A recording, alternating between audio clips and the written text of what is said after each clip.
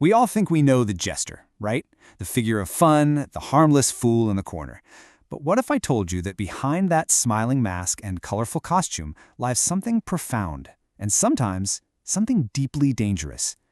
Today, we're not just going through facts. We're going to dive into a story, a kind of parable that pulls back the curtain on the Jester's shadow. And this right here, this quote just nails it. The Jester isn't just an entertainer. They're a protector, shielding us from truth so harsh they could break us.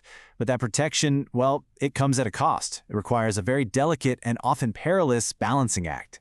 Because to really get what that act is all about, you have to understand that the Jester we see, that's only half the story.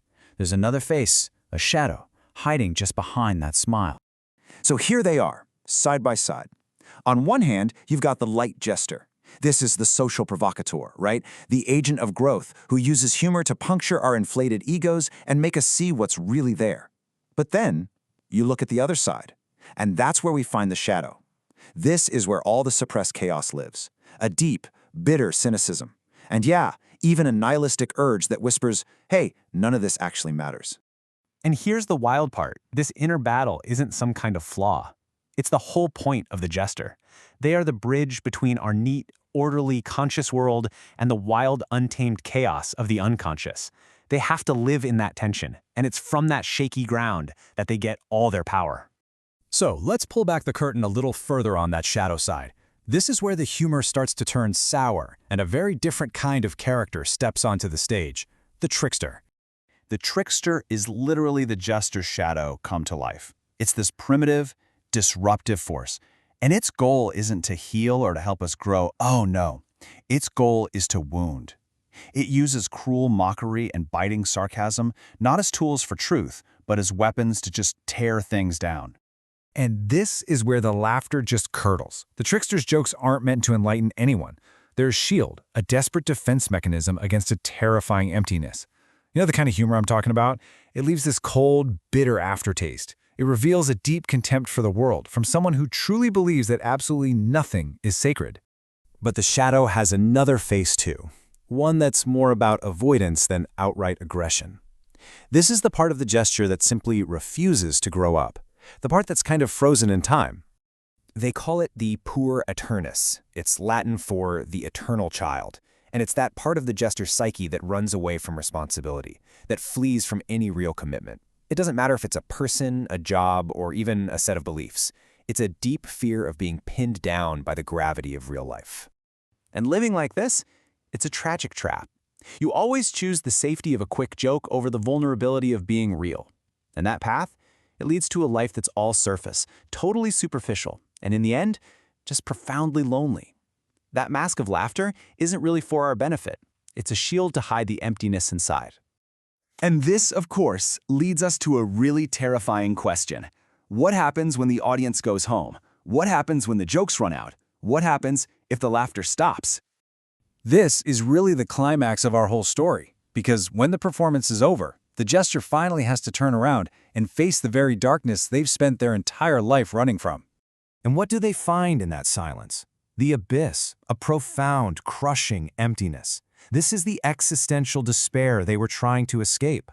The very hollowness they were so good at pointing out in other people was just a reflection of their own.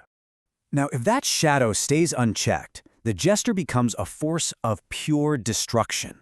They're not a catalyst for change anymore. They're just a hollow vessel for rage. And we see this all the time, right? The cynical commentator who tears everything down but builds nothing up, the online troll whose only goal is to cause pain, they risk becoming the villain, the one who just wants to burn it all down, not to rebuild, but just to watch the ashes fly. It's pure chaos for its own sake. This is the tightrope walk, the ultimate challenge. To be a force for good, the Jester has to get close enough to the darkness to see it clearly, to describe it, to even joke about it, but they have to stay detached enough not to get swallowed by the very abyss they're showing us. So, is that it? Is the Jester doomed to fall into the abyss? No, there is a way out. And this, my friends, is the most hopeful part of our story. The path to becoming whole isn't about destroying the shadow. It's about embracing it. The goal is something psychology calls the transcendent function. It sounds complicated, but the idea is actually beautiful. It's the process of uniting opposites. It's about learning to hold light and dark, Order and chaos, meaning and meaninglessness, all at the same time. And the secret ingredient that makes this possible? The sacred spirit of play.